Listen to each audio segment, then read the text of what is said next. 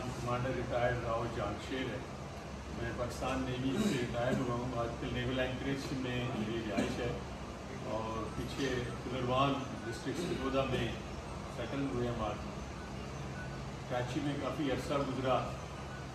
Last posting Islamabad में हो गई, दोस्तों से मुलाकात हुई। कराची में मैं बड़ा एक्टिव था, राजपूत स्टूडेंट्स से लेके पंजाबी स्टूडेंट्स तक। मैं कराची यूनिवर्सिटी का पंजाबी स्टूडेंट्स का चेयरमैन भी रहा हूँ। इल्ताफ़ हुसैन के ज़माने में हमने उनके साथ बड़ा हाथ किया हुआ है, वो सारी एक तारीख़ का हिस्सा है। लेकिन इस्लामाबाद में भी और कराची में भी हमने बिरादरी को अच्छे लेवल पे, हाई लेवल पे प्रमोट किया। दो इश्यूज़ हैं इस वक्त। एक भाई अकरम लेके चल रहा है, ये बड़ा नोबल काज है, इसको मैं नोबल काज का देता है। हमारी बिरादरी के अंदर जो सबसे बड़ी कमी हम फील करते हैं आज, वो कम्युनिकेशन गैप है। हमारे आपस में वो रिश्ते नाते, कम्युनिकेशन नहीं है, मेल मिलाप नहीं है।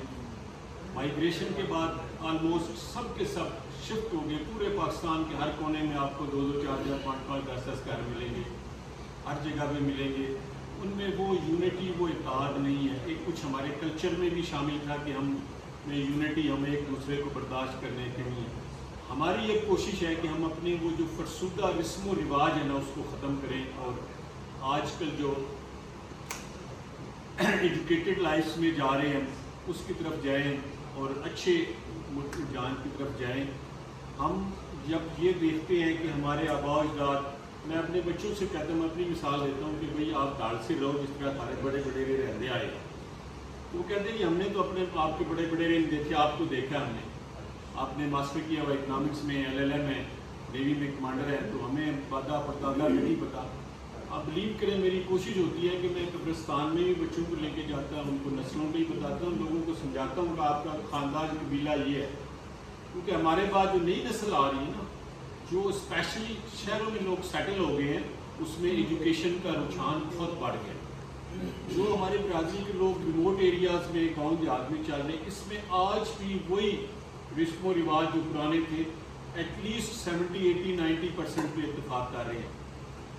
और हमारी बिरादरी के 3 बड़े इश्यूज़ हैं जिसको हम आज फेस कर रहे हैं और जिसमें सबसे बड़ा इशू है रिश्ते नाते। और ये बेड़ा भाई अकरम ने उठाया हुआ है। हम हर तरह से इनको सपोर्ट करते हैं जो भी होता है। दूसरा जो एजुकेशन का फुकदान है, हम एजुकेशन की तरफ अपनी बिरादरी को माइल नहीं करते। जो मैक्सिमम मेंबरशिप करते हैं, राव जलील साहब की क़यादत में हम मुतहद हैं सारे, उनके साथ साथ चल रहे बुज़ुर्ग हमारे, वो भी 85-90 साल के हो रहे हैं अभी, और उनके तजर्बे से बेनिफिट उठा रहे हैं। ये चीज़ें सारी शिफ्ट होंगी आने वाली नस्लों में। राजपूत सेक्रेटेरिएट हमने बना दिया, दफ्तर बन गया प्रॉपर, जो राजपूतों की प्रॉपर्टी है।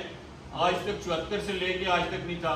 पिछले 4 साल पहले हमारे बुजुर्ग, बड़े अल्लाह ताला उनको अच्छी सेहत दे, राणा रमज़ान साहब बड़े नेक आदमी थे, उन्होंने अपना दफ्तर G10 में दिया हुआ था, बिरादरी के लिए वक्त किया हुआ था।